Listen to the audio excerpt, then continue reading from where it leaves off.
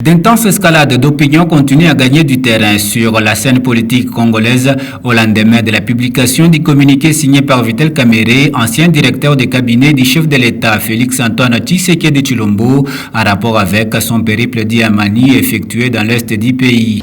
Certains de nos compatriotes ont une mémoire courte.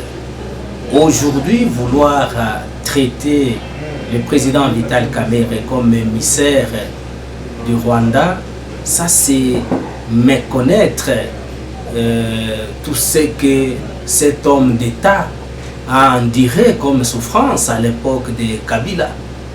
Vous le savez très bien qu'il était la deuxième personnalité de ce pays à l'Assemblée nationale. Est-ce que les compatriotes, certains compatriotes là qui parlent de ça, se rappellent encore de l'histoire? Ou bien ils le disent pour amuser la galerie? Non, c'est du n'importe quoi. Vital Kamerhe avait démissionné à son poste puisqu'il avait dénoncé l'entrée des troupes rwandaises dans ces pays. Alors, vouloir nous rappeler ces histoires-là, ce n'est pas normal.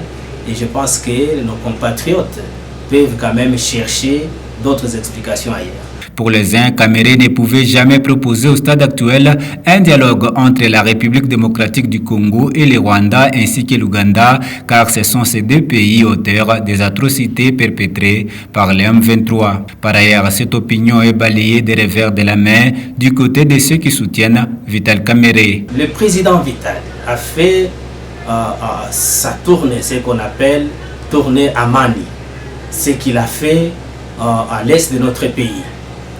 Et aujourd'hui, quand il propose qu'il y ait ces plans-là, où le Rwanda, l'Ouganda et la RDC, et aussi au milieu le M23, est-ce que ça c'est dire le contraire de ce que le président Félix Tshisekedi est en train de faire? Non, ça c'est du n'importe quoi. Le problème ici, on peut ne pas le dire. On ne peut pas peut-être penser que le problème sera résolu seulement sur le plan militaire. Oui, c'est vrai, nous avons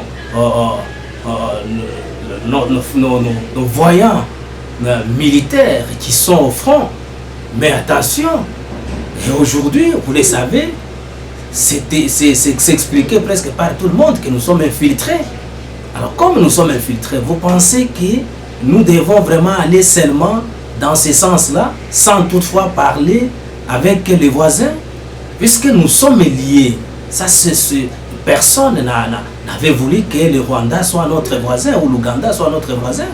Non, en fait, ça a été fait comme ça. Dans la chute de son communiqué, Vital Kamerhe rappelle qu'il réserve la première d'information à seul le chef de l'État Félix-Antoine Tshisekedi Tshilombo.